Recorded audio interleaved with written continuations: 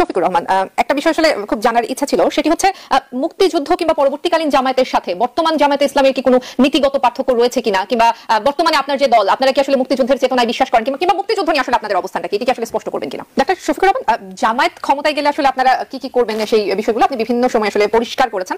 আমি একটু জানতে চাইবো যে বাংলাদেশে বাঙালি সংস্কৃতি বলতে যে বিষয়গুলো থাকে, যেগুলো আমরা দেখে এসেছি অতীত যুগে, ইসলামী দলগুলো যেগুলোর বিরোধিতা করেছে, পয়লা বৈশাখ হতে পারে, মঙ্গল শোভাযাত্রা হতে পারে, মঞ্চ নাটক হতে পারে, ভাস্কর্য হতে পারে, এই বিষয়গুলোতে আসলে এই মুহূর্তে আপনাদের চিন্তা ভাবনা কি? এই বাঙালি সংস্কৃতিগুলো কি বজায় থাকবে জামায়াত ইসলাম আসলে, নাকি এগুলো বিলুপ্ত হয়ে যাবে? আগামী নির্বাচনে আওয়ামী লীগের অংশগ্রহণ অথবা এই দলকে নিষিদ্ধ করার ব্যাপারে আপনার অথবা আপনার দলের অবস্থানটি কি? সম্পর্কে অনেকগুলো অভিযোগ যখন আমাদের সামনে এসেছে বাংলাদেশের রাজনীতি নিয়ে গবেষণা করার সময়, একটা বিষয় বারবার সামনে এসেছে, আপনারা সেটাকে মিথ বলেছেন, সেটা হচ্ছে শিবির রক কাটে কিনা। এটি প্রতিষ্ঠা করতে পারবেন? হ্যাঁ, ধন্যবাদ আপনাকে। আপনার বক্তব্য শুনে মনে হচ্ছে আপনি শুধু নারী অধিকার চান, আপনি নাগরিক অধিকার চান। না না, আমি আপনাকে শুরুতেই বলেছি আমি বাকিগুলোতেও আসবো, কিন্তু এই বিষয়টি আসলে যেহেতু আলোচনায় এসেছে। Thank you very much. আমাকে শেষ করতে দেন। আপনার পাশেই একজন পুরুষ বসে আছেন, তার অধিকারটাও আপনি ফেলে দিলেন। আমরা কিন্তু শুধু নারী অধিকার না, নারী পুরুষের অধিকার আমরা প্রতিষ্ঠিত করতে চাই, এবং সম্মান মর্যাদার সাথে উইথ ডিগনিটি এন্ড সেফটি আমরা চাই যে সেটা অ্যাসার্ট হোক। আমরা আসলে প্লুটোক্রেসিকে মেরিটোক্রেসির উপরে আমরা তুলে আনতে চাই না। মেরিট যার আছে তার মেরিট অনুযায়ী তিনি নারী হন, পুরুষ হন, সমাজের অবদানে উন্নয়নে তিনি অবদান রাখবেন, এটা তার শুধু দায়িত্ব নয়, এটা তার অধিকার বটে। আমরা সেই দায়িত্ব এবং অধিকারটুকু সেফটি এবং ডিগনিটির সাথে তাদের হাতে তুলে দিব ইনশাআল্লাহ। জামায়াত ইসলামের দলের উচ্চ পর্যায়ে কিংবা নীতি নির্ধারণী পর্যায়ে আমরা কোনো নারী কর্মী দেখি না কেন? নারী পুরুষের সভ্যতা ছাড়া কোথাও কোনো সভ্যতা গড়ে ওঠেনি। সুতরাং আল্লাহ তাআলার সৃষ্টির সূচনা থেকেই শুধু মানুষ নয়, সমস্ত প্রাণী এবং উদ্ভিদ জগতে আল্লাহ তাআলা এই দুইটা জেন্ডার দিয়ে পয়দা করেছেন। অতএব আমরা কোনো জেন্ডারকে অবমূল্যায়ন করার সুযোগ নেই, বরঞ্চ নারীদেরকে আমরা এক ধাপ এগিয়ে রাখি এই কারণে যে মানব সৃষ্টির ইতিহাসে দুইজন মানুষ মাত্র মায়ের পেট ছাড়া দুনিয়ায় এসেছেন, যাদেরকে আল্লাহ কোনো দুনিয়ার মানুষ পেটে ধারণ করেনি, হযরত আদম আলাইহিস সালাতু ওয়াস সালাম এবং হাওয়া আলাইহিস সালাতু ওয়াস সালাম। যত জাতি, ধর্ম, গোষ্ঠী, বর্ণ, যত মানুষ আছে সকলেই কিন্তু এরপরে মায়ের পেটেই দুনিয়া এসেছেন। সুতরাং মায়ের জাতিকে আমরা অত্যন্ত মর্যাদার দৃষ্টিতে দেখতে চাই। মায়ের জাতির মর্যাদা অনুভবে আপনার প্রশ্ন ছিল কর্মক্ষেত্রে নারীদেরকে আপনারা আমাদের ক্ষেত্রে দেখতে, অবশ্যই আমরা যে সমস্ত প্রতিষ্ঠান গড়ে তুলেছি সেখানে সমান তালে যার যার যোগ্যতা অনুযায়ী নারী এবং পুরুষরা একসাথে কাজ করে যাচ্ছেন। আমি পার্সোনালি এরকম দুই একটা প্রতিষ্ঠানের সাথে আছি। আপনাকে আপনার দেশে আমি ওয়েলকাম করব, আপনি আসেন, সচক্ষে দেখে তারপরে গিয়ে আমার বিরুদ্ধে সুন্দর একটা রিপোর্ট করবেন, আমি আপনাকে ধন্যবাদ জানিয়ে দেবো ইনশাআল্লাহ। এটি অত্যন্ত আশার কথা। অনেকেই মনে করে থাকেন জামাতে ইসলামী রাজনীতিতে আসলে নারীদের অধিকার ক্ষুণ্ণ হবে। ধন্যবাদ আপনাকে। কিন্তু আরো প্রশ্ন আছে যেটি আমরা পরবর্তী করব। এটি আমাদের বিষয়ে জঘন্য অপপ্রচার, যারা নারীদের মানবিক অনুভূতিটাকে উস্কে দিয়ে আমাদের বিরুদ্ধে তারা একটা প্রতিহিংসার জাল বিস্তার করতে চান, এটা তাদের নেহায়েত অপপ্রচার ছাড়া কিছু না। ধন্যবাদ। আমি একটু অন্য প্রশ্নে আসতে চাই। নির্বাচনের প্রসঙ্গে আলাপ হচ্ছিল এবং আপনি বলছিলেন যে আপনারা কখনোই 300 আসনে নির্বাচন করেননি, এবং এও বলেছেন যে অতীতের বিভিন্ন সরকারের সময় যে নির্বাচনগুলো হয়েছে বেশিরভাগ নির্বাচনই প্রহসনের নির্বাচন বলা যেতে পারে, এবং আমার মনে হয় দলমত নির্বিশেষে সবাই এটি জানেন এবং বোঝেন। আমার প্রশ্ন আপনার কাছে, এই যে অন্তর্বর্তীকালীন সরকার এখন আছেন, এই সরকার এখন পর্যন্ত নির্বাচনের কোনো রোডম্যাপ দেয়নি। বিএনপি আপনাদের প্রধান রাজনৈতিক প্রতিদ্বন্দ্বী, দ্রুত নির্বাচনের তারিখ দাবি ঘোষণা করছেন তারা। এই প্রশ্নে আপনাদের বা আপনার অবস্থান কি, এবং কতদিন পর অথবা কতদিন আপনারা নির্বাচনের জন্য অপেক্ষা করবেন? বলেছেন বিএনপি আমাদের প্রধান প্রতিদ্বন্দ্বী, আমরা বিএনপির বন্ধু সংগঠন এবং আমরা একসাথে দীর্ঘদিন দেশের স্বার্থে রাজনৈতিক কর্মকাণ্ড আমরা পরিচালনা করেছি। ওই দিক থেকে প্রধান প্রতিদ্বন্দ্বী শব্দটা আমি এখনই বলতে যাচ্ছি না, তবে আমি এটুকু বলতে পারি যে বিগত সরকারের হাতে যারা নির্যাতিত ছিলেন, মজলুম ছিলেন, সেই ক্ষেত্রে আমরাও ছিলাম, বিএনপিও ছিল এবং সমস্ত বিরোধী দল ছিল। এই জায়গা থেকে 5 আগস্ট পরবর্তী যে রাজনীতির নতুন মেরুকরণ হয়েছে সেই সূচনা লগ্নে বিএনপি একটা দল হিসাবে তারা তাদের দৃষ্টিভঙ্গি জনগণের সামনে পেশ করেছে, আমরা আমাদের দৃষ্টিভঙ্গি পেশ করেছি। তারাও সংস্কারের জন্য জনগণের কাছে প্রস্তাব তুলে ধরেছে এবং সরকারকে দিয়েছে, আমরাও জনগণের কাছে তুলে ধরেছি এবং সরকারের কাছে পেশ করেছি। তাদের 31 দফা দাবি আছে, আমাদের 41 দফা দাবি আছে। আমরা এই 41 দফার পুরোটাই চাই না যে এই সরকারই বাস্তবায়ন করবে, এটা পারবে না, এটা সম্ভব না। এখান থেকে বাছাই করে এই সরকারের জন্য প্রযোজ্য একটা সুষ্ঠু নির্বাচনের সমতল মাঠ তৈরি করার জন্য যা দরকার, সেটার জন্য আমরা মাত্র 10 দফা কর্মসূচি আমরা উপস্থাপন করেছি। তো সেই 10 দফা কর্মসূচি আমরা বিশ্বাস করি যদি বাস্তবায়ন হয় তাহলে একটা সুষ্ঠু নিরপেক্ষ নির্বাচন সম্ভব। যে মানুষ দীর্ঘদিন ধরে, বিশেষ করে দেশের 42% ভোটার যারা যুবক, তো সেই 10 দফা কর্মসূচি নির্বাচনে তাদের ভোট প্রয়োগ করতে পারলোই না, তারা যাতে তাদের ভোটটা এবং তাদের সাথে সমস্ত দেশবাসী নিজেদের ভোটের এই মূল্যবান আমানত তারা সমঝাই দিতে পারে তাদের পছন্দের জায়গায়, এই জন্য একটা সুষ্ঠু নির্বাচনের জন্য একটা পরিবেশ তৈরি করা লাগবে। আমরা বলেছি এই পরিবেশটা তৈরি না করে যদি নির্বাচন দেওয়া হয় তাহলে সেই নির্বাচন বাংলাদেশের নির্বাচন পদ্ধতিতে আরেকটা কালো দাগ হিসাবে হয়তো বা যুক্ত হবে। আমরা ওটা চাই না, জনগণও এটা চায় না। জনগণ চাইছে না একটা সুষ্ঠু নির্বাচন হোক, আমরা আমাদের মতটা উইথ ফুল ফ্রিডম আমরা দিই এবং আমরা যে মোটটা দিব সেটার জন্য পূর্ণ প্রতিফলন হয়, সেখানে যেন পেশি শক্তি কিংবা টাকার খেলা না হয়। এইসব বিষয়কে সামনে রেখে মিনিমাম রিফর্ম যেটা দরকার সেটার জন্য আমরা বলেছি সময়টুকু নেওয়ার পরেই আপনারা রোডম্যাপ ঘোষণা করেন। আমরা আশা করব যে তারা আমাদের এই সেন্টিমেন্ট, এই পালস বুঝতে সক্ষম হবেন। সো আপনার কোনো ধরাবাঁধা দিন বা সন বা বছর করছেন না, আপনারা অপেক্ষা করতে রাজি আছেন? না, এটা কেউ তো করেনি। দিন, সন, তারিখ বেঁধে দিয়ে কোনো দলই এখনো দাবি করেনি, কারণ সব দল বাংলাদেশের বিদ্যমান বাস্তবতা উপলব্ধি করতে পারছে। হ্যাঁ, কেউ বলতেছেন যে অতি দ্রুত দিয়ে দেন, কেউ বলতেছেন কোনো রিফরমেশনের দরকার নাই, আমরা রিফরমেশন করব। তা আমরা বলি যে অতীত অভিজ্ঞতা তাই বলে না, কারণ আমরাও একটা সরকারে এক সময় ছিলাম। যখন একটা পক্ষ রাজনীতিতে বিরোধী দলে থাকে তখন আমরা দেখি যে আমাদের দেশে বক্তব্য হয় এক ধরনের, এই আইন কালো, এই আইন বাজে, এইটা গণবিরোধী, এটা বাদ দিতে হবে, এটা চেঞ্জ করতে হবে, এইটার সংস্কার সাধন করতে হবে। কিন্তু ওই পক্ষই যখন কোনোবার নির্বাচিত হয়ে আবার সরকারের দায়িত্বে চলে যান তখন তারা ভুলে যান 5 বছরের জন্য, তারা ভুলে যান যে এর আগে তারা এই ধরনের কথা বলেছেন। যেহেতু বর্তমান সরকারটা কোনো দলীয় সরকার না, সেই কারণে আমরা মনে করি এই সরকার যে উদ্যোগ নেবে সেই উদ্যোগটা জনগণের জন্য কল্যাণকর হবে এবং ভবিষ্যৎ রাজনীতির জন্য একটা সাস্টেইনেবল সিস্টেম হিসেবে গড়ে উঠবে। জি জি, ডাক্তার শফিকুর রহমান, একটা বিষয় আসলে খুব জানার ইচ্ছা ছিল, সেটি হচ্ছে মুক্তিযুদ্ধ কিংবা পরবর্তীকালীন জামায়াতের সাথে বর্তমান জামায়াতে ইসলামের কি কোনো নীতিগত পার্থক্য রয়েছে কিনা, কিংবা বর্তমানে আপনার যে দল, আপনারা কি আসলে মুক্তিযুদ্ধের চেতনায় বিশ্বাস করেন কিংবা মুক্তিযুদ্ধ নিয়ে আসলে আপনাদের অবস্থানটা কি, এটি কি আসলে স্পষ্ট করবেন কিনা?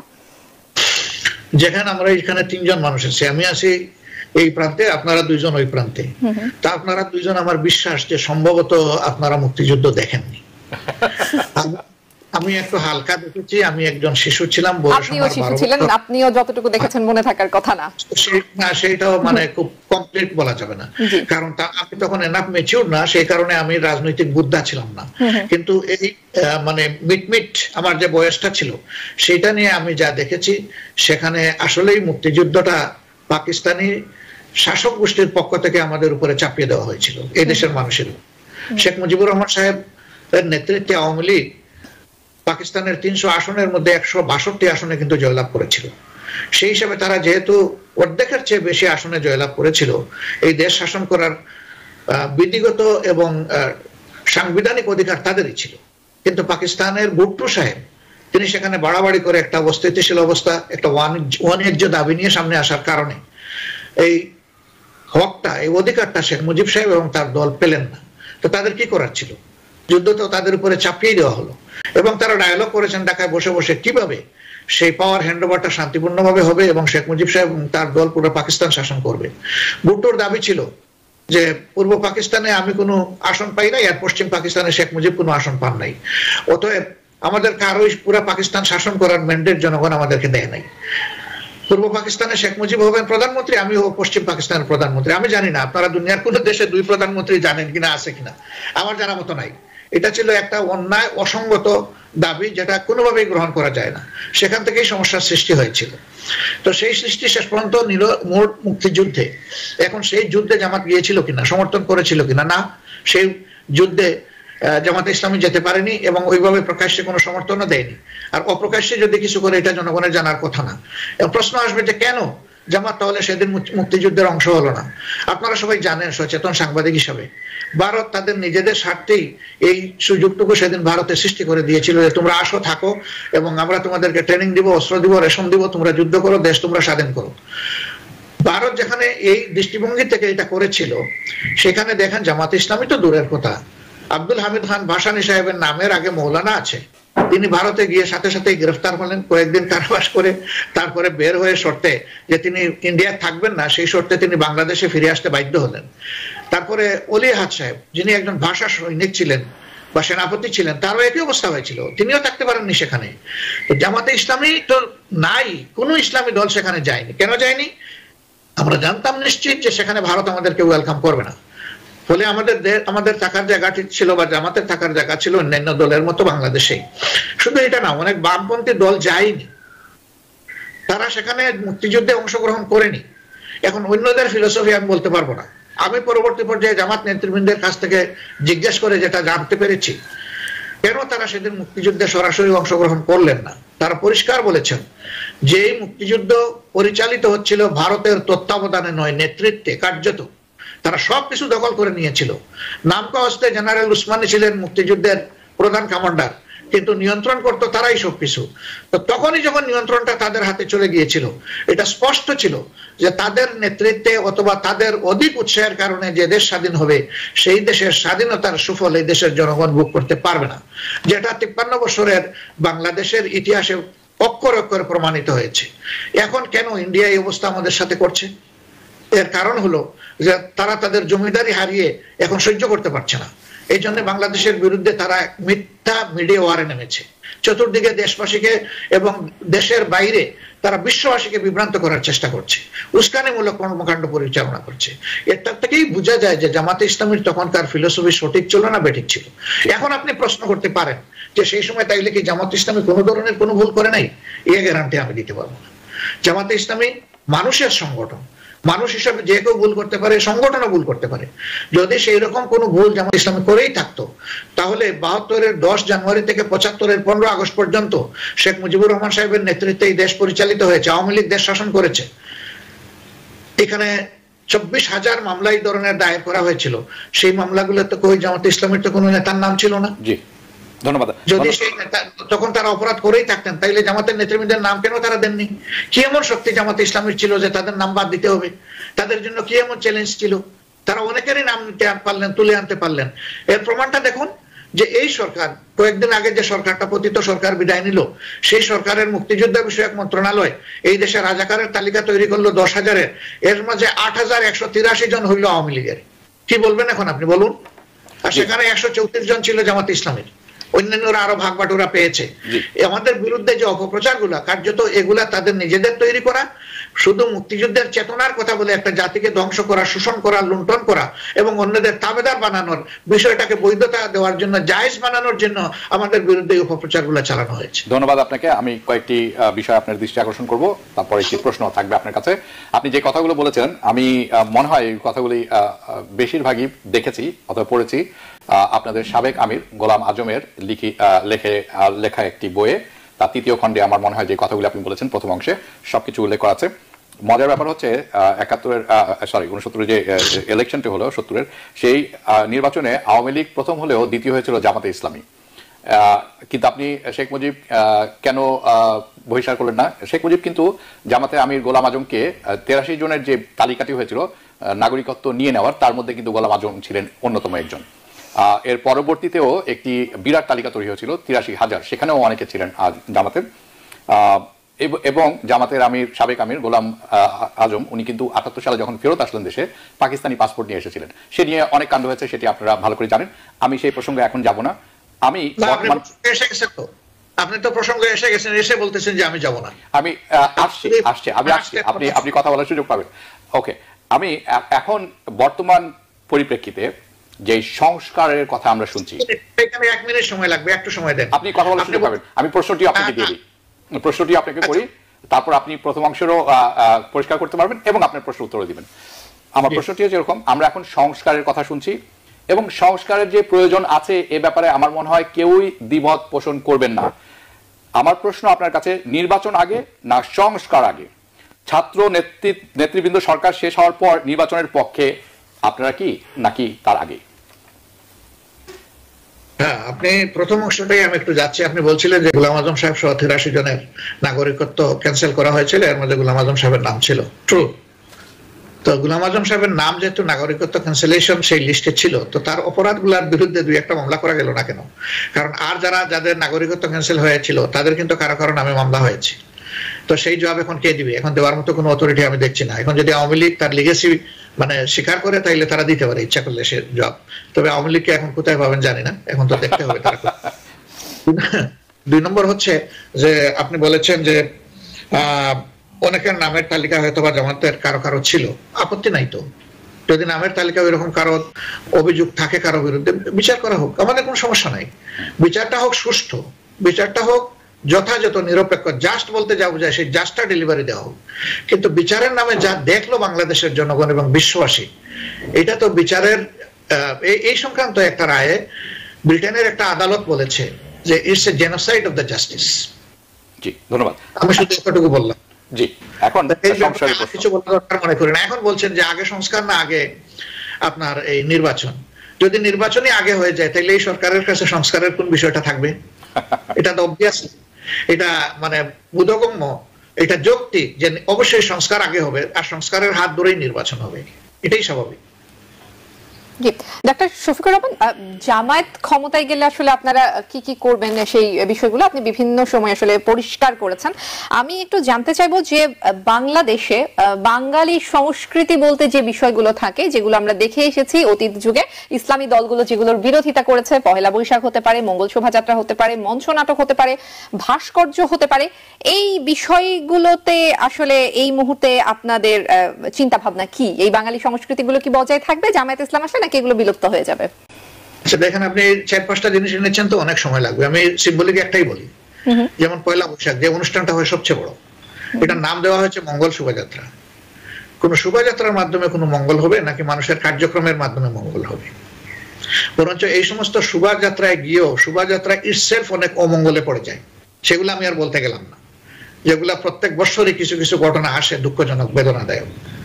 2 নম্বর হচ্ছে যে সেই মঙ্গল শোভাযাত্রা যারা করেন, এটা কিন্তু বলা হয় যে এটা বাঙালির প্রাচীন ঐতিহ্য না, বিষয়টা এমন না। এটা ছিল একটা রাজনৈতিক প্রতিবাদ, এটাই বাংলাদেশ আমলেই ছিল। কোন একটা সরকারের সময়, অনেকে স্বৈরাচারী সরকার বলেন, এখন শেখ হাসিনাকে দেখার পরে আমি স্বৈরাচার কারে বলবো না বলবো এখন আর খুঁজেও পাই না, আমার ডিকশনারি এখন উলটপালট হয়ে গেছে।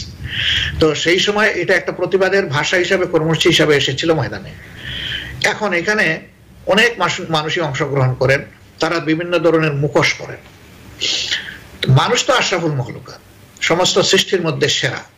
আমার একটা গল্প মনে পড়ে গেল, যখন ছোটবেলা স্কুলে যেতাম তখন আমাদের এলাকার একজন লোক, কিছুটা মানসিকভাবে একটু দুর্বল মানুষ, তিনি বিভিন্ন সময় আমাদের কাছে সাহায্য চাইতেন। তো তখনকার আমলের কয়েনগুলোই আমরা নিয়ে যেতাম, মুদ্রার অনেক দাম ছিল। তাকে 10 পয়সা হাতে তুলে দিলে তিনি বলতেন যে আল্লাহ চাচার ভালো করো। আর কেউ যদি শিখিয়ে দিত অর্থাৎ 25 পয়সা, তখন তিনি এত খুশি হতেন, সে চিৎকার দিয়ে বলতেন আল্লাহ আমার চাচাকে তুমি কলেজ পাশ করে স্কুলে ভর্তি করো। আল্লাহ তাআলা আমাদেরকে আশরাফুল মখলুকাত বানালেন। সেই আল্লাহ রাব্বুল আলামিনের দেওয়া এত সুন্দর চেহারা, সুরত, চরিত্র আমরা বাদ দিয়ে বিভিন্ন ধরনের প্রাণীর বিভৎস মুখোশ আমরা পড়লাম। এর মাধ্যমে মঙ্গলটা আসবে কিভাবে? বার্তাটা কি যাচ্ছে? আলিম উলামা এই সমস্ত অনুষ্ঠানের নয়, বরং অনুষ্ঠানের প্রকৃতি আকৃতি নিয়ে তাদের বিবেকের জায়গা থেকে তারা কথা বলেন। আমাদের অবস্থানটি সেই রকমই। আমরা মনে করি না কোনো যাত্রার মাধ্যমে মঙ্গল আসবে, বরঞ্চ মানুষের মানসিক পরিশুদ্ধি এবং তার কর্মের মাধ্যমেই শুধু মঙ্গল আসা সম্ভব। তো আমরা কোনো সংস্কৃতিকে এইভাবে তাণ্ডব চালিয়ে বন্ধ করা বা উলটপালট করে দেওয়ার কাজ আমরা করব না, বরঞ্চ সংস্কৃতি যদি হয় মানুষের তাদের মননের বিকাশ, সুস্থ বিকাশ, তাহলে সেই বিকাশেই আমরা যথাযথ অবদান রাখবো ইনশাআল্লাহ। ডাক্তার শফিকুর রহমান, আরেকটু স্পষ্ট হব যে আসলে আপনি যে বিষয়টি বলছিলেন, কেউ যদি জেনে বুঝে মঙ্গল শোভাযাত্রায় যায় কিংবা যুক্ত হতে চায়, আপনারা সেই ক্ষেত্রে ইসলামের দাওয়াত দিবেন, আপনারা আপনাদের কথাগুলো বলে তাদেরকে হয়তো ফিরিয়ে আনার চেষ্টা করবেন, কিন্তু আপনারা কোনো কিছু চাপিয়ে দিবেন না, কিন্তু কোনো তাণ্ডব চালাবেন না। বিষয়টা তো এরকম। অবশ্যই অবশ্যই অবশ্যই। জি ধন্যবাদ আপনাকে। আমি একটু চাপা জোর জবরদস্তি পছন্দ করে না। ইসলামের উসুলটা হচ্ছে লা ইউকাল্লিফুল্লাহু নাফসান ইল্লা উসআহা, কারো উপর কোনো জিনিস চাপিয়ে দেওয়া যাবে না। জি অসংখ্য ধন্যবাদ আপনাকে। আমি একটু প্রসঙ্গের পরিবর্তন করব, বিষয়টি নিয়ে আগামী ইলেকশন নিয়ে, আগামী নির্বাচন নিয়ে। এই আগামী নির্বাচনে আওয়ামী লীগের অংশগ্রহণ অথবা এই দলকে নিষিদ্ধ করার ব্যাপারে আপনার অথবা আপনার দলের অবস্থানটি কি? চমৎকার একটা প্রশ্ন করেছেন আপনি।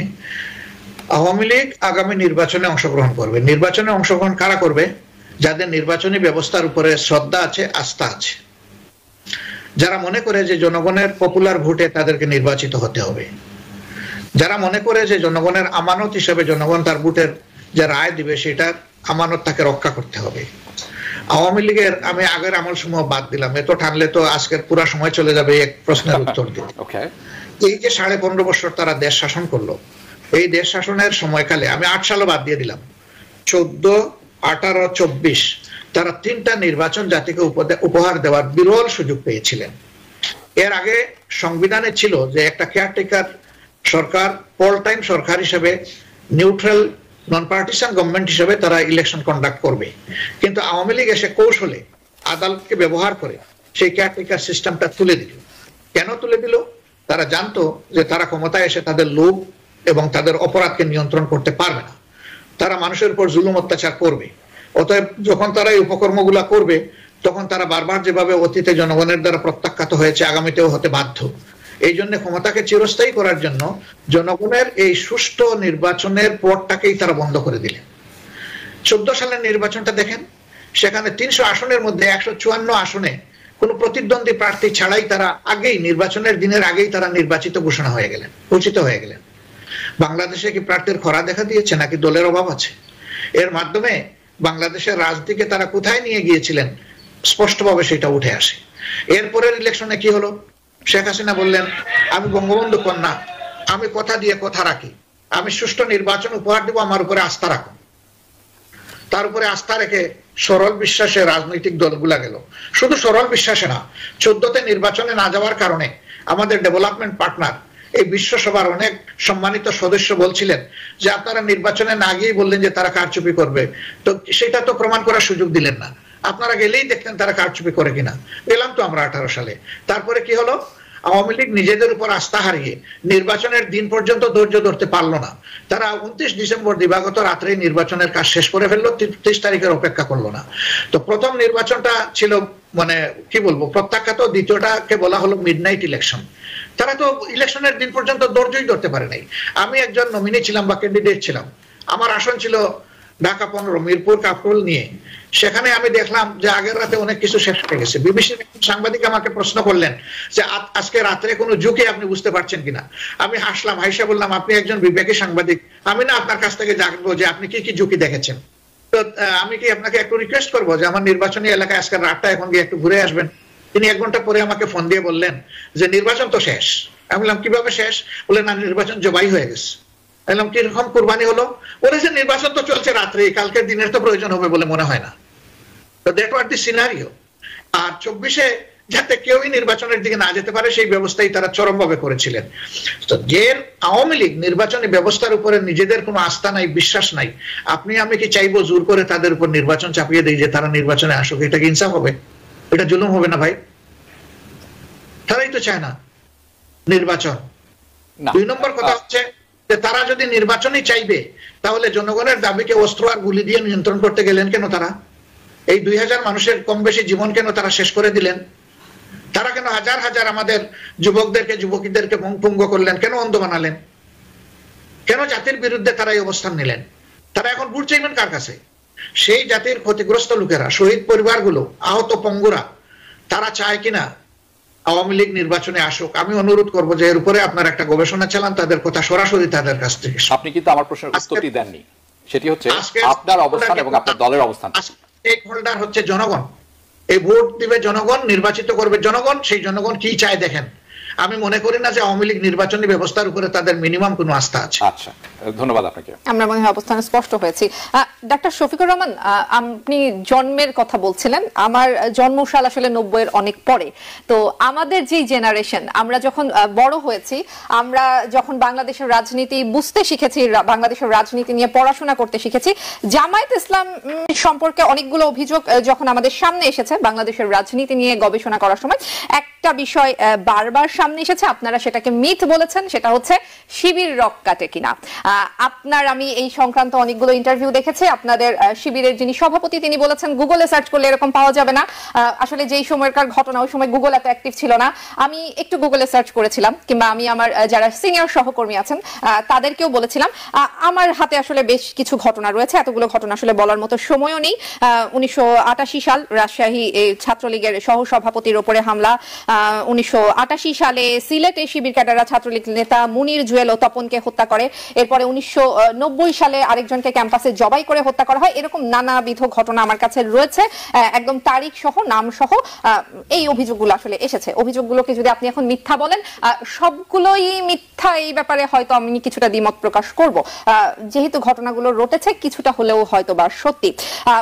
সামনের দিনগুলোতে, আমি পেছনের দিকে যাব না, সামনের দিনগুলোতে আওয়ামী লীগের রাজনীতিতে আমরা ছাত্রলীগকে যেরকম উশৃঙ্খল হতে দেখেছি, জামায়াত ইসলামের সময় শিবিরের এরকম উশৃঙ্খল হবে না, এইরকম কোন গ্যারান্টি আপনি দিবেন কিনা, কিংবা সেটি নিয়ন্ত্রণে আপনার কি পদক্ষেপ থাকবে? দেখেন, আসলে যে কোনো প্রাণ যদি অন্যায়ভাবে যায়, যার হাতেই যাও, অবশ্যই এটাকে মানুষ হিসেবে কেউ সমর্থন করতে পারে না। রাজনীতি করতে পারে, একজনের দর্শন আলাদা করতে পারে, হতে পারে, কিন্তু সে কি মানুষ নয়? তাকে মেরে ফেলতে হবে কেন? যদি সে এমন কোনো বড় অপরাধ করে যে কোনো মানুষের সে খুনি হয়ে থাকে, তার তো বিচারের ব্যবস্থা আছে, তাকে বিচারের হাতে সাপোর্ট করা উচিত। তো এটা শুধু ছাত্র শিবিরের ব্যাপার না, বাংলাদেশের রাজনীতিতে এটা একটা বেদনাদায়ক ঘটনা যে ছাত্র শিবির তো নিজের লোককে কখনো জীবনে হত্যা করে নাই। অভিযোগ আছে যে অন্যদেরকে হত্যা করেছে বা আঘাত করেছে, আপনি বলেছেন রক কেটেছে, হয়তো বা আমি জানি না, আমি পরে এটা বলতেছি। অন্যান্য দল তো এমন অবস্থা নিজের লোককে নিজেই ইনফাইটে মেরে ফেলে, এগুলো তো আপনারা জানেন, তাই না? জি, নিশ্চয়ই। আমরা একটাকেও সমর্থন করি। যার যায় সেই বুঝেছে তার কোন রত্ন সে হারিয়েছে। রাজনীতির জন্য তার জীবন যেতে হবে কেন? রাজনীতি তো কৌশলের খেলা, সেখানে যার যার নীতি আদর্শ কৌশল কর্মসূচি নিয়ে জনগণের কাছে আসবে। জনগণ যাদেরকে অ্যাকসেপ্ট করবে তারা অভিনন্দিত হবে, যাদেরকে অ্যাকসেপ্ট করবে না তাদেরকে তাদের অব্যাহত চেষ্টা চালাতে হবে, ভুল থাকলে সংশোধন করে সামনে এগোতে হবে, যাতে জনগণ তাদেরকে গ্রহণ করে ধৈর্যের সাথে। আপনি বলবেন আগামীর রাজনীতিতে আমাদের পক্ষ থেকে অন্তত এগুলো হবে না, তার কোনো আশ্বাস কি আমরা জাতিকে দিতে পারি? আমরা গ্যারান্টি দিতে পারি ইনশাল্লাহ। বলবেন প্রমাণ কি? প্রমাণ এবারকার প্রমাণ। আমি অতীতে যাচ্ছি না। 15.5 বছর আমাদের উপর যে তাণ্ডব চালানো হয়েছে একটা দল হিসাবে, একটা দলের শীর্ষ 1 থেকে 11 জন নেতাকে খুন করা হয়েছে বিচারিক আদালতে, যেটাকে আমরা জুডিশিয়াল মার্ডার বলছি। আর ব্রিটেনের আদালত বলেছে যে it's a genocide of the justice. এটা আর কোন দলের ক্ষেত্রে ঘটে নাই। ডক্টর শফিকুর রহমান, একটু বলছিলাম নিবন্ধন কেড়ে নেওয়া হয়, আমাদের সময় শেষের দিকে চলে এসেছে। আমি একটু 30 সেকেন্ড একটু শুনবো। আপনি বলছিলেন, প্লিজ একটা মিনিট। জি জি, আমাদের নিবন্ধন কেড়ে নেওয়া হচ্ছে, অফিস তালাবদ্ধ করে রাখা হয়েছে, কিন্তু এবারকার পরিবর্তনের পর বাংলাদেশের কোথাও একটা মানুষের লুম ধরে আমরা টান দিয়েছি আলহামদুলিল্লাহ, কেউ বলতে পারবে না। আমরা বলেছিলাম যে আমরা কোনো প্রতিশোধ ওই রকম নেব না, আমাদের অভিযোগটাকে আমরা আদালতে যাব, আদালতে আমরা প্রমাণ করব যে আমরা মজলুম ছিলাম, আমরা ক্ষতিগ্রস্ত ছিলাম। আদালত যাকে যে শাস্তি দেওয়ার সেটা দেবে। আপনারা দেখেন, খোঁজ নেন, আলহামদুলিল্লাহ আমাদের লোকরা চাঁদাবাজিতে, দখলদারিতে, কারো উপর প্রতিশোধ নিতে, কারো গায়ে হাত দিতে, কারো ইজ্জত নিয়ে টানাটানি করতে নাই। এতদিনের ট্রমা যদি আমরা সহ্য করতে পারি, আগামীকে ইনশাআল্লাহ এই জাতির সাথে, জাতিকে সাথে নিয়ে আমরা গাইতে পারবো ইনশাআল্লাহ। ওকে, জি জনাব শফিকুর রহমান, যে বিষয়টি আসলে আপনি বলছিলেন যে গত 15 বছর অনেক অত্যাচার হয়েছে আপনাদের উপরে, আমরাও সেটি দেখেছি। আওয়ামী লীগের সময়ে বিভিন্ন রাজনৈতিক দল কিংবা অন্যান্য রাজনৈতিক দলকে আসলে সুযোগ দেওয়া হয়নি। আপনার কাছে আমি যেটি জানতে চাচ্ছিলাম, আপনি বলেছেন যে আপনারা কোনো প্রতিহিংসার রাজনীতিতে যাবেন না।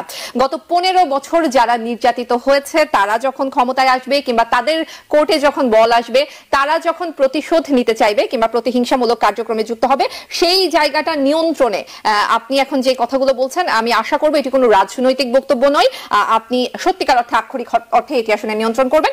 এই সংক্রান্ত কোনো পরিকল্পনা কি আপনার দলের আছে কিনা? আলহামদুলিল্লাহ, আমরা আশাবাদী, আমরা আস্থাশীল এবং আমাদের পরিকল্পনা আছে। দেশকে সবাইকে সাথে নিয়ে, দেশকে বিভক্ত না করে, সমস্ত দল ধর্ম বর্ণ নিয়ে আমরা সামনে আগাবো এবং একটা শান্তির নিবাস আমরা গড়ে তোলার চেষ্টা করব। আমরা আশা করছি যে প্রিয় জনগণেরও আমরা সহযোগিতা পাবো ইনশাআল্লাহ। ধন্যবাদ আপনাকে। আমার কাছে বেশ কয়েকটি প্রশ্ন আছে, আমরা চেষ্টা করব প্রতিটি প্রশ্ন আপনার কাছে তুলে ধরা এবং শোনার। প্রশ্নটি এরকম, সংখ্যালঘু নির্যাতন প্রশ্নে ভারতের সঙ্গে বাংলাদেশের বিবাদ ভয়ানক পর্যায়ে পৌঁছেছে, কিভাবে এই উত্তেজনা প্রশমন সম্ভব? আপনারা কি ভাবছেন? বাংলাদেশ কি যুদ্ধের জন্য প্রস্তুত হতে হবে? কেউ কেউ সেরকম কথাই বলছেন, আপনি কি বলছেন? না, আমাদের প্রতিবেশীর সাথে আমরা যুদ্ধ করব কেন? আর প্রতিবেশী বা আমাদের সাথে যুদ্ধ করবে কেন? বলবেন যে হ্যাঁ, যুদ্ধ তো প্রতিবেশীদের সাথেই প্রতিবেশীর হয়। ভারত বলে থাকে যে তারা আমাদের বন্ধু, আমরাও দেখতে চাই তারা আমাদের বন্ধু। তো বন্ধুত্বের পরিচয় তো যুদ্ধ নয়, বরঞ্চ বন্ধুত্বের পরিচয় হচ্ছে পরস্পরকে সম্মান করা, শ্রদ্ধা করা, বোঝাপড়া করা। এই জায়গা থেকে ভারত যে সমস্ত প্রচারণা চালাচ্ছে সেগুলা ভিত্তি নেই, ভিত্তিহীন এবং মিথ্যা। এটা ইতিমধ্যে প্রমাণিত হয়ে গেছে। ফ্যাক্ট চেকিং বিভিন্ন অর্গানাইজেশন আছে যারা এগুলা চেক করে ইতিমধ্যে প্রমাণ করেছে যে এই ঘটনা আদৌ বাংলাদেশের মাটিতেই হয়নি, এমন ঘটনা বাংলাদেশের জনগণের নামে চালিয়ে দেওয়া হয়েছে। আর প্রত্যেকটি দেশের এখানে কিন্তু মিশন রয়েছে, সভ্য দেশের মিশন বাংলাদেশে আছে, তাদের নিজস্ব তথ্য সংগ্রহের ব্যবস্থা আছে, তারা দেখতে পাচ্ছে আসলে বাংলাদেশে কি হচ্ছে কিনা। ভারত যেগুলো বলতেছে তার চাইতে অনেক বেশি হয়েছে তাদের সমর্থিত সরকারের সময়। আমি স্বীকার করছি এগুলা, তাদের হাতেই বিভিন্ন ধর্মের লোকদের জমি জমা, সহায় সম্পত্তি, ইজ্জত সবকিছু লুণ্ঠিত হয়েছে। তো ভারত তখন কি করেছে? বিশ্বজিৎকে স্পষ্ট দিবালোকে কুপিয়ে হত্যা করা হয়েছে, ভারত তখন কোথায় ছিল? ভারত তখন কথা বলেনি। এই যে রিয়াকে কিছুদিন আগে হত্যা করা হলো, ভারত তখন কথা বলেনি এই আন্দোলনের সময়। বানাওয়ার তথ্য দিয়ে কেন তারা বিভ্রান্ত করছেন বিশ্বসভাকে আমরা জানি না। আমরা বিশ্বাস করি তাদের এগুলা টিকবে না, টিকছে না। সর্বশেষ দেখেন ইসকনের হাতে নির্মম ভাবে একজন আইনজীবী নিহত হলেন, সরকারি সহকারী কৌশলী, চট্টগ্রামের আদালতে। এবং হয়তো জেনেছেন যে তিনি একটা দলের সাথে সম্পৃক্ত ছিলেন। আমরা বলেছিলাম যে ধৈর্য ধরেন, এটা পাতানো ফাঁদ, এটা দিয়ে রক্তের হুলি খেলা বাংলাদেশে খেলতে চায় একটা পক্ষ, আমরা এই সুযোগ দেব না। বাংলাদেশের মানুষ কি পরিমাণ ধৈর্যের পরিচয় দিয়েছে, তার একটা লোম ধরেও কেউ টান দেয়নি, আলহামদুলিল্লাহ। তা আমরা সেই বাংলাদেশ যেখানে গড়ে তোলার জন্য সবাই মিলে আন্তরিকভাবে চেষ্টা করছি। এবং সকল দল ধর্মের মানুষ যখন আমরা একাকার, এই কিছুদিন আগে দেখেছেন যে প্রধান উপদেষ্টার আহ্বানে সেখানে সব ধর্মের পণ্ডিত ব্যক্তিরা একত্রিত হয়ে তারা বলেছেন বাংলাদেশ আমাদের সবার, এবং এখানে কোনো অশান্তি এবং সাম্প্রদায়িকতা আমরা সহ্য করব না। এই হচ্ছে বাংলাদেশের বর্তমান অবস্থা। আশা করি ভারত অচিরেই বুঝবে যে মিথ্যা তথ্য ছড়িয়ে কোনো লাভ হবে না। জি, ডক্টর শফিকুর রহমান, বাংলাদেশে অনেক ইসলামিক দল রয়েছে, অনেকগুলো ইসলামিক দলের অনেক রকমের নীতি রয়েছে। তবে একটা অভিযোগ কিন্তু রয়েছে, সেটি হচ্ছে অনেক দলের অনেক ধর্মান্ধ যে আচরণগুলো রয়েছে, কিংবা বাংলাদেশে আসলে ইসলামের চর্চা ইসলামের মতো করে হয় না, ইসলামকে বিকৃত করা হয়, ইসলামকে ব্যবহার করা হয়, ইসলামকে ব্যবহার করে রাজনীতি করা হয়, ক্ষমতা হরণ করা হয়, নানান রকমের অভিযোগ রয়েছে। জামায়াত ইসলাম শুধু একটি রাজনৈতিক দল নয়, জামায়াত ইসলাম একটা প্ল্যাটফর্ম। আপনারা ইসলামী রাষ্ট্র প্রতিষ্ঠার কথা বলছেন, সেই জায়গা থেকে আসলে ধর্ম অন্ধতা থেকে বেরিয়ে একদম সহি ইসলামকে শুদ্ধভাবে মানুষের মধ্যে প্রতিষ্ঠা করার কোনো পরিকল্পনা আছে কিনা? যে ইসলামে আমরা কোনো হানাহানি দেখবো না, যে ইসলামে আমরা সত্যিকারে যে শান্তির কথা বলছি, যে শান্তির বার্তা দিচ্ছি, সেই শান্তি দেখবো। ডেফিনেটলি আমরা তো এটাই চাচ্ছি, আমরা এটাই চাচ্ছি এবং এটাই আমাদের সংগ্রাম, এটাই আমরা ধৈর্য ধরে কিন্তু ময়দানে আছি। আমাদের অত্যাচার যাই আসুক, আমাদেরকে টেনে টুনেও কিন্তু ওই দিকে অন্ধত্বের দিকে কেউ নিতে পারেনি। হ্যাঁ, আমি ওই রকম অন্ধত্ব বলবো না, আমি বলবো বাড়াবাড়ি। বাড়াবাড়ি যে ধর্মের লোকেরাই করুক এটা সঙ্গত না, এটা অসঙ্গত।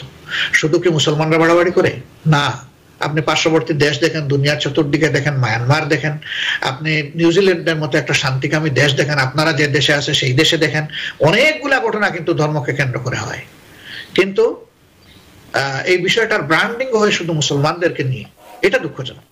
এখানে ধর্মের ভিত্তিতে যতদিন পর্যন্ত একটা অন্যায়কে সাবসাইড করে রাখা হবে, যে এটা যেহেতু আমার ধর্ম কাজে এটা আমি আনবো না, ওইটা যেহেতু আমার না ওইটা আমি সামনে নিয়ে আসি, তাহলে যাদেরটা আপনি সাবসাইড করে রাখলেন তাদেরকে তো আপনি উৎসাহ যোগালেন আগামী থেকে এই সমস্ত উপকর্ম করার। আমরা মনে করি যে বিবেকবান মানুষ বিশ্বের সমস্ত জায়গা থেকে এগুলাকে ঘৃণা করা উচিত, বর্জন করা উচিত। সবাই একটু যুক্ত করবেন, এই প্রবলেমটা আমাদের লোকাল না, ডোমেস্টিক না, এটা গ্লোবাল প্রবলেম। জি, ক্রাইস্টচার্চ কি হয়েছিল নিউজিল্যান্ডের, সেটা তো সাক্ষী বিশ্ববাসী। তো এই ধরনের অনেক ঘটনা, এটা একটা দুইটা না, অনেক ঘটনা ঘটেই চলেছে। আমরা সবাই যখন সারা দুনিয়া থেকে শান্তির জন্য ইকো করবো, আওয়াজ তুলবো, তখন কিন্তু এই জিনিসটা রিজলভ হবে খুব সহজে এবং তাড়াতাড়ি। আমরা সবার সহযোগিতা চাই এবং একই দৃষ্টিভঙ্গি চাইবে। জি, ডক্টর শফিকুর রহমান একটু যুক্ত করবেন, সেটি হচ্ছে বিশ্ব রাজনীতিতে কিন্তু বাংলাদেশের ইসলামিক দলগুলোর কথা বলি কিংবা জামায়াত ইসলামের কথাই বলি, ভাবমূর্তি কিন্তু আসলে অনেকাংশে ক্ষুণ্ণ হয়েছে। মৌলবাদের অভিযোগ আসে, ধর্মান্ধতার অভিযোগ আসে, জঙ্গিবাদের অভিযোগ আসে। ভাবমূর্তি পুনরুদ্ধারে জামায়াতের কোনো পরিকল্পনা রয়েছে কিনা? আপনাদের মাধ্যমে আমরা শুরু করলাম, দোয়া করেন। এইভাবেই তো মানুষের কাছে আমরা যাব। আমরা আমাদের ডিপ্লোম্যাটিক যে সমস্ত প্রসেস আছে সেগুলো আমরা করছি। আপনারা বোধহয় দেখতে পাচ্ছেন যে রেগুলার বিভিন্ন দেশের মিশনের সাথে আমরা এঙ্গেজ হচ্ছি। কেউ হয়তো তারা ভালোবেসে আমাদের অফিসে আসছেন, আবার কেউ তাদের বাসায় এমবেসিতে আমাদেরকে দাওয়াত করছেন, সেখানে বসছি, আমরা ইন্টারাকশন হচ্ছে।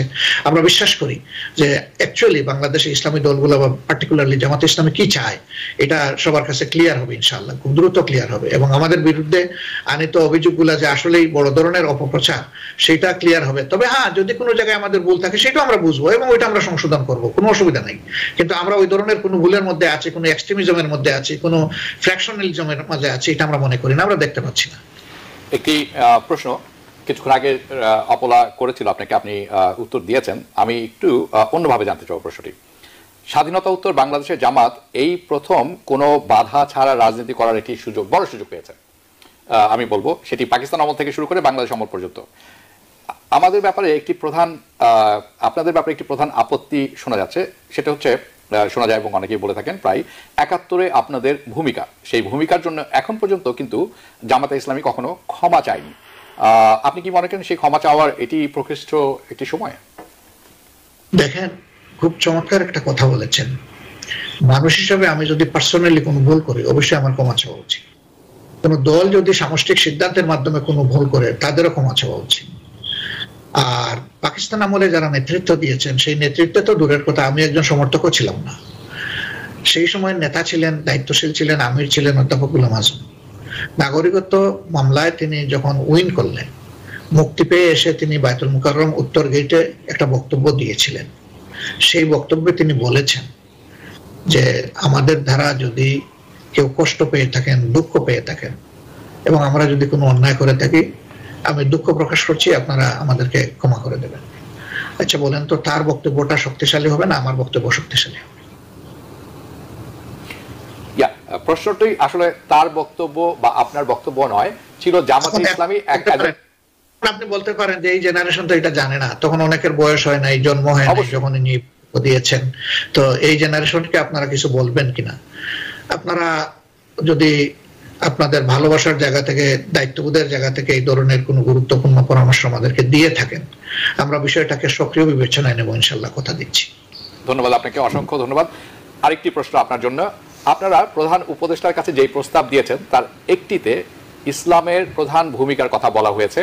আপনাদের দাবি ইসলামের সঙ্গে সাংঘর্ষিক কোনো আইন করা যাবে না, অথচ বাংলাদেশের মূল চারনীতির একটি হচ্ছে অসাম্প্রদায়িকতা, যার মধ্য অর্থ কোনো একটি ধর্মকে প্রাধান্য না দেওয়া। তাহলে কি হবে? দেখেন, আমি আপনার দেশের কথা বলতে পারবো না। আমাদের দেশ ব্রিটেনের ডেমোক্রেসিকে মডেল হিসাবে ফলো করে, এটাকে আমরা ওয়েস্টমিনস্টার ডেমোক্রেসি বলে থাকি। সেই দেশে প্রধানমন্ত্রী নির্বাচিত হওয়ার পরে বা অ্যাপয়েন্টেড হওয়ার পরে তিনি গিয়ে একটা জায়গায় শপথ নেন। সেই দেশেও কিন্তু অনেক ধর্ম আছে, কিন্তু তিনি একটা ধর্মের উপাসনালয়ে গিয়ে কিন্তু শপথ নেন। কেন? এটা কেউ আপত্তিও করে না, এটাকে কেউ নেগেটিভলি দেখেও না, বিকজ সেই দেশে খ্রিস্টিয়ানিটি সেখানে ইয়ে করে, তারা মেজরিটি। তারা যেহেতু মেজরিটি, এটা কেউ আপত্তি করে না। এমনকি লোকেরা বলবে যে আসেন আপনি এসে মুসলমানদের একটা মসজিদে কোরআন সামনে রেখে করেন, ইহুদিরা বলবে যে আপনি তাওরাত সামনে রেখে করেন, অন্যরা বলবে যে আমাদের এটার সামনে নিয়ে আপনি করেন। কেউ তো বলছে না এটা কথা। তার মানে হচ্ছে কি, যে ধর্মটাকে সম্মান করা হয়। আপনি যে কথাটা বলেছেন ঠিক অনুরূপভাবে আমাদের কিন্তু গঠনতন্ত্রে বা আমাদের সংবিধানে এটাও আছে যে বাংলাদেশের রাষ্ট্রধর্ম ইসলাম। আমি জানি এটা আপনারা জানেন, আমরা তো এর বাইরে কিছু বলিনি ভাই। আমরা তো বলিনি যে অন্য ধর্মের উপর হস্তক্ষেপ করতে হবে, বলেছি শুধু যে ইসলামকে প্রোটেক্ট করতে হবে, এর বেশি কিছু বলিনি। আমি স্পষ্ট হয়েছি, অনেকগুলো প্রশ্ন ছিল। একটি প্রশ্ন, শেষ প্রশ্ন করব, সময় আমাদের হাতে খুবই কম। প্রশ্নটি করা হয়েছে কিন্তু আমি ভিন্ন আঙ্গিকে করব। অনেকেই ভয় পাচ্ছেন যে জামাতের রাজনীতি অনুসরণ করলে বাংলাদেশ আরেকটি আফগানিস্তানে পরিণত হতে পারে। বিশেষ করে মেয়েদের অধিকার নিয়ে কথা বলেছেন অপলা, ভয়টি উঠছে সেখানে। আপনি নিজেও বলেছেন কোনো নারীর পক্ষে রাষ্ট্রের কর্ণধার হওয়ার সুযোগ নেই, এমন কথা আমরা শুনেছি।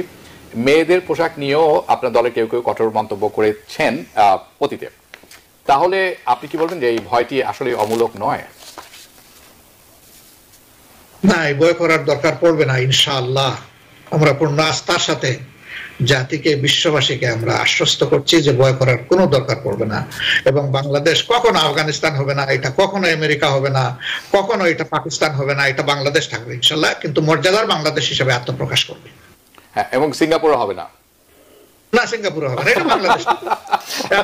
অর্থাৎ আপনারা ধর্মভিত্তিক রাষ্ট্র প্রতিষ্ঠার কথা বলছেন, কিন্তু ধর্ম চাপিয়ে দিবেন না, এই তো? কিংবা ধর্ম নিয়ে কোনো বাড়াবাড়ি আমরা দেখবো না? না, উনি সিঙ্গাপুর বললেন তো কানাডা বললেন না কেন? আপনাদের পাশের দেশটাকে ভুলে গেলেন কেন? ঠিক আছে, আপনার কথাই থাকলো। আমরা অতীতে আওয়ামী লীগ সরকারের কাছে অনেক বহুবার শুনেছি বাংলাদেশ সিঙ্গাপুর যাবে, এটি ছিল সেটি একটি কৌতুকের মতো। আপনাকে অসংখ্য অসংখ্য ধন্যবাদ আমাদের সময় দেওয়ার জন্য, এবং পরবর্তীতে আমাদের আরো অনেক প্রশ্ন থাকবে, আমরা সামনেও আপনাকে পাবো বলে আমরা বিশ্বাস করছি। আপনার যদি শেষ বক্তব্য থাকে, যারা দেখছেন স্পেশালি আমেরিকা কানাডাতে যারা দেখে থাকেন টিভিএন, অনেক বড় একটি নেটওয়ার্ক, আপনার সুযোগ করে দিলাম, আপনার বক্তব্য তুলে ধরুন। ধন্যবাদ আমাকে এই অপরচুনিটি দেওয়ার জন্য। আমার বক্তব্য খুবই ছোট, যে আমরা অধিবাসী, নিবাসী এবং প্রবাসী মিলেই আমরা বাংলাদেশী। অধিবাসী আমরা বাংলাদেশে যারা আছি, নিবাসী আপনারা যারা নাগরিকত্ব পেয়ে গেছেন, প্রবাসী যারা নাগরিকত্ব পায় নাই কিন্তু বিদেশের মাটিতে আছেন, আমরা এই তিন পক্ষ মিলেই কিন্তু বাংলাদেশী। আপনি কেন আজকে এই মানে টিভি টক শোটা চালাচ্ছেন? বাংলাদেশের প্রতি আপনার দরদ, দায়বোধ, ভালোবাসার জায়গা থেকে চালাচ্ছেন। স্বৈরাচারের বিরুদ্ধে সমান তালে শুধু দেশে না, দেশে প্রবাসে সর্বত্র আমরা যুদ্ধ করেছি। এই ভালোবাসার জায়গাটাকে সবাই মিলে আমরা এখন ঐক্যবদ্ধ করতে চাই, এবং বিভক্ত নয়, একটা ঐক্যবদ্ধ জাতি হিসেবে আমরা সামনের দিকে এগোতে চাই।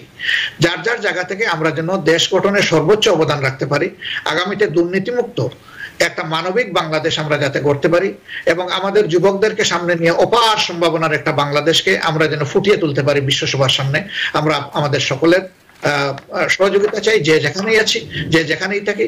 দিন শেষে প্রিয় বাংলাদেশকে আমরা অন্তরে ধারণ করি। আপনাদেরকে ধন্যবাদ আমাকে সুযোগ দেওয়ার জন্য। আমার সুধী দর্শক মন্ডলী যারা আছেন, আশা করি আমার এই এপিলটা তারা বিবেচনায় নেবেন ইনশাআল্লাহ। জি, ডাক্তার শফিকুর রহমান, আমরা বাংলাদেশে থাকি না, কিন্তু বাংলাদেশ আমাদের শেকড়ের জায়গা, আমরা বাংলাদেশকে ভালোবাসি। আমরা আশা করব আপনি যে মানবিক বাংলাদেশের কথা বলছেন, নিশ্চয়ই আমরা সেটা দেখতে পারবো, এবং জামায়াত ইসলাম যদি ক্ষমতায় কখনো আসে তাহলে ধর্ম নিয়ে কোনো বাড়াবাড়ি হবে না, এবং আপনি যে কথাগুলো আজকে আমাদেরকে বললেন এগুলো কোনো রাজনৈতিক বক্তব্য নয়, আপনি আক্ষরিক অর্থে এগুলো পালন করবেন এবং আমাদের স্বপ্নের বাংলাদেশ আমাদেরকে উপহার দিবেন। অসংখ্য ধন্যবাদ যুক্ত হবার জন্য। ডাক্তার শফিকুর রহমান, আমির বাংলাদেশ জামাতে ইসলামী, আপনাকে অসংখ্য ধন্যবাদ, অসংখ্য ধন্যবাদ সময় দেওয়ার জন্য, এতক্ষণ ধরে আমাদের সাথে থাকার জন্য। আপনি ভালো থাকবেন, আপনার সাথে পরবর্তীতে কথা হবে।